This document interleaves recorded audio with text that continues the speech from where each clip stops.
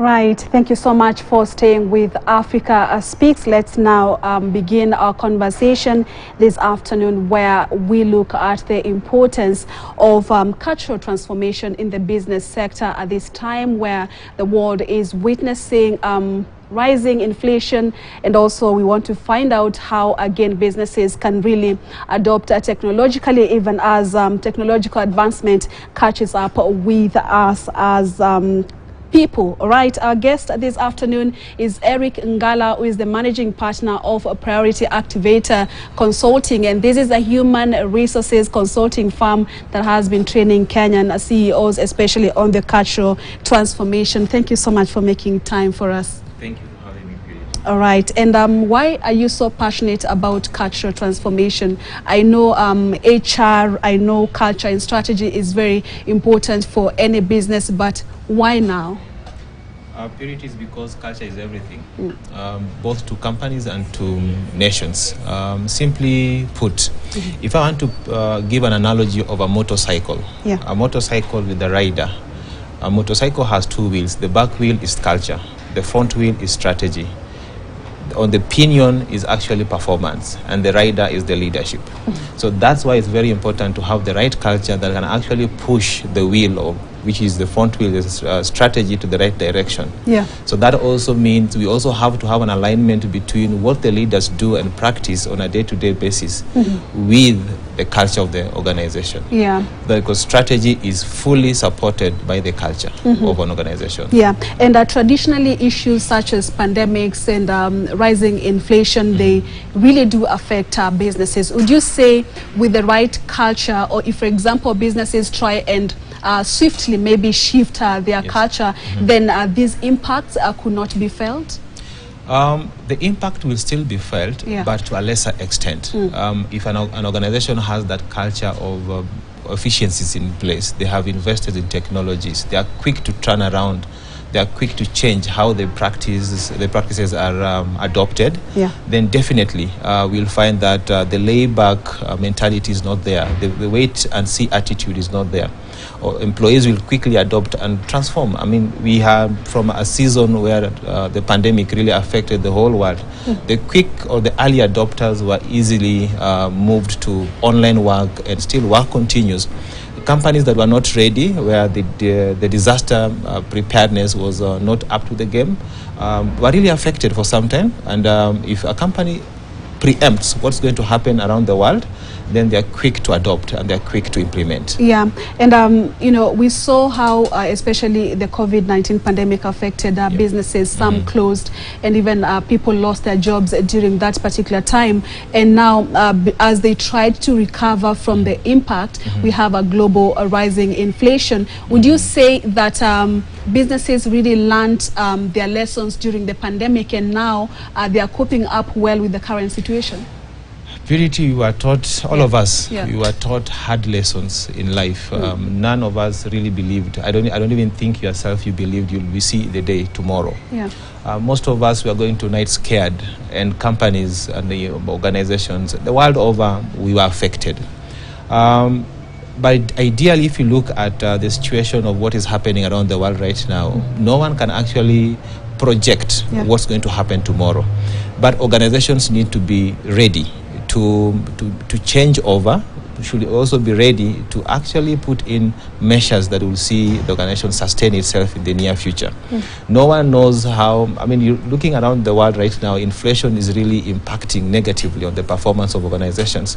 But organizations, again, going to the issues of culture and performance, if an organization can actually predict that maybe this situation is going to last for the next few years, then the organization needs to move swiftly into the mode of efficiencies, putting systems in place, processes that are aligned to, of course, Lean Six Sigma, for example, of looking at what exactly do we need to do now that can sustain us during this period without us having to feel the impact so much. So we do encourage organizations to actually think through futuristically of what is likely to impact us the world over. Where is the world moving? Let's not celebrate our today's success without having to look at tomorrow's challenges. Let us try to do risk analysis, because risk is only but what we project is likely to happen in the likely event that it happens, because most of the rings do mature. In the likely event that it happens, what do we need to do for us to move to the next stage and manage the existing situation? Yeah. And so when you talk about culture transformation, what aspects are we looking at? Our model that has been adopted by over 5,000 companies around the world. We do it through a partnership with Hosted Insights. Hosted Insights is a Finnish organization based in Finland. And the framework came from a research that has been done. And the company has been in existence for 38 years. And this organization has been doing research, and the research are very current. So the culture that we actually look at in organizations is not the nice to haves, it's actually what you need to drive your strategy. Our framework starts with the understanding of the goals of the organization, and then we look at the gaps that are likely to be there that may affect the organization in implementing its strategy. And then that's what we actually create a strategy around that strategy.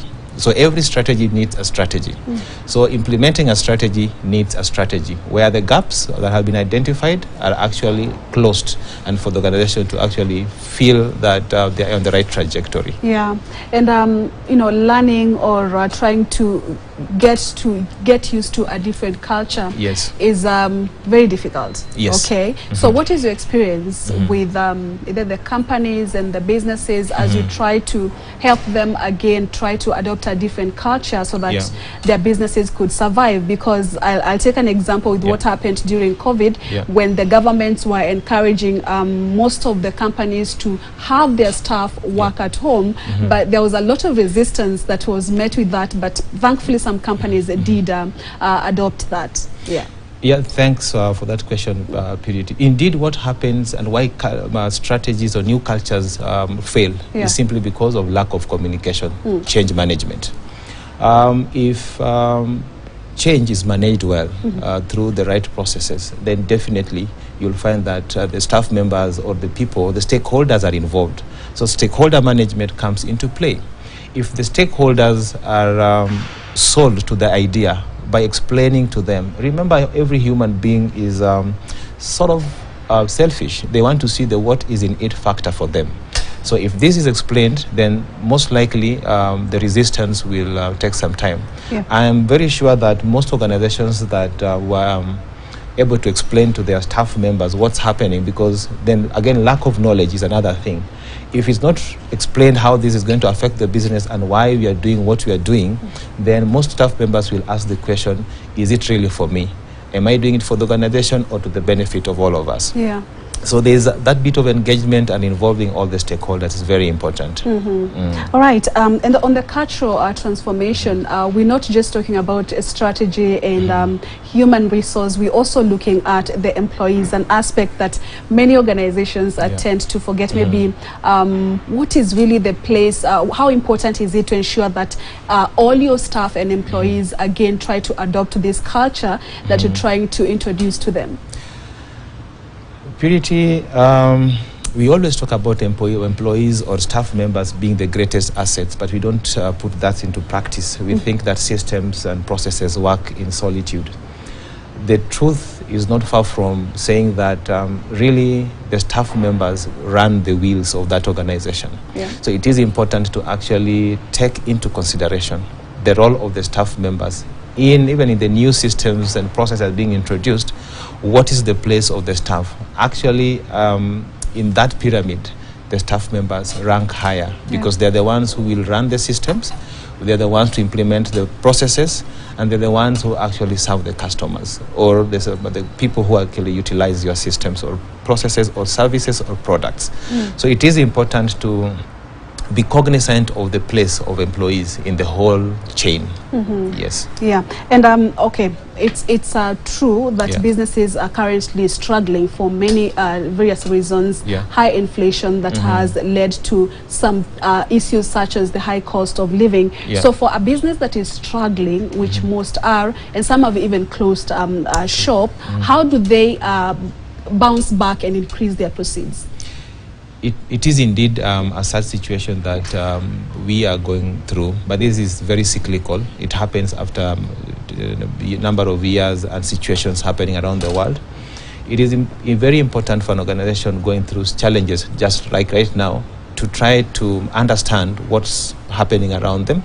Appreciating the busyness in one exercise that we call process consulting, just going to identify if there are any gaps within the practices, if there are any gaps in terms of the processes, and if there's anything that can be done in the short term, in the mid term, and in the long term, so that you remain afloat.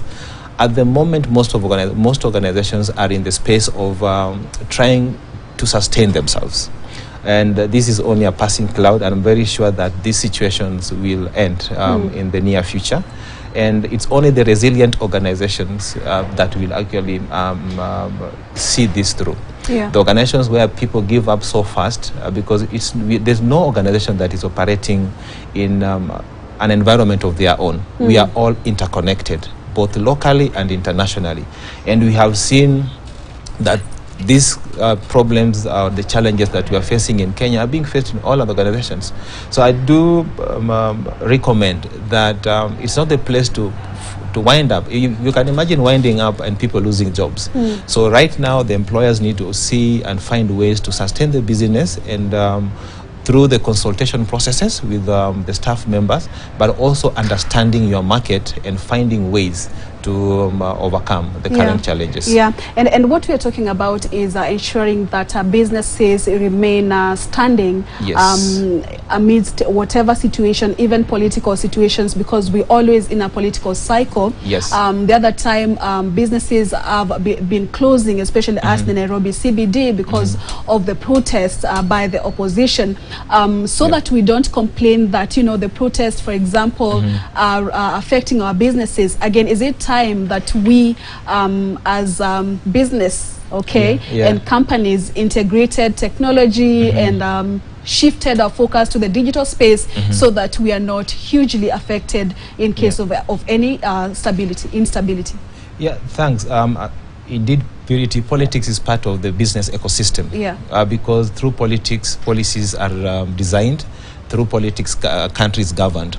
But a time like this, and then of course I say this with a lot of reservations for those who cannot work digitally, those who cannot work online, because they have to go and do what is required to be done.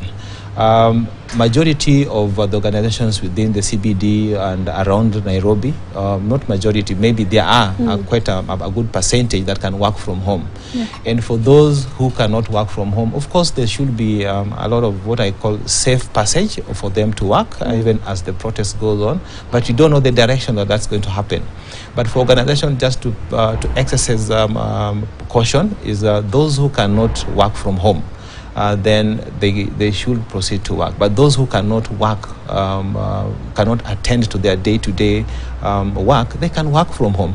So digital transformation is indeed very key in the process of this, not only for what we are going through as a country, the political situation, but also just for in cases of preparedness for any eventuality. Should we have another COVID, should we have another calamity, should we have anything that happens to a country or to the world. And cultural transformation, as you've well put, it's the game changer in the market, in the business world, in the business transformation. But what do you think are some of the hindrances to really adopting this culture that an organization is hesitant to changing? Everything, if I use the analogy of fish, fish start to rot from the head. And if the leadership do not walk the talk, they talk about people, they talk about culture, they talk about process, and they do not really appreciate the element of culture, then nothing will happen. We have seen instances where organizations or the leadership of organizations want to do this as an exercise for ticking the box, because it's one of their performance, it's one of their deliverables for the year. Indeed, what needs to happen is for the CEO to mean it, and for the CEO to walk the talk, because remember, they are the rider on that motorcycle. So cultural transformation starts from the acceptance of the place of culture in us running the organization the right way, aligned to our objectives. We do have, of course, as an organization, recently we did have a CEO's breakfast meeting, roundtable, where CEOs attended and discussed the issues, their role as CEOs in strategy and culture, the alignment of these two, what exactly they need to do. And we came to an appreciation that most of the CEOs and the talk that we have currently is that CEOs are feeling the need of culture taking the front seat in strategy implementation and running organizations for tomorrow. Okay, and finally, you recently had a round table for the Kenyan CEOs. Maybe you can let us know what were the highlights, because you also have another training scheduled, I think, for next month. What will it be about? Is it emphasizing on the same cultural transformation, or what exactly are you looking at? Purity, we do have actually two trainings happening. There's one local and there's one going to happen in Europe. The one local is for certification for culture consultants and culture assessors from within organizations, and can also advise other organizations. That is what we call organizational culture certification, happening here in Nairobi. We have one planned for the CEOs and directors in Finland in September. The one for Nairobi is in June, 13th to 16th. The one in September is from 4th of September, happening in Finland. We had very good feedback from the attendees that there is a bigger appreciation of the place of culture and understanding the organizational culture, not from the nice to haves, but the must haves within the organization. What organizations need to do to transform their cultures and to transform their performance, and therefore looking at their sustainability currently and in the near future. The CEOs that attended the course, of course, left with a follow-up on the same, and they asked, this came from a demand of the CEOs that can we have a longer duration where we actually introspect and ask ourselves what we need to do to transform our organizations.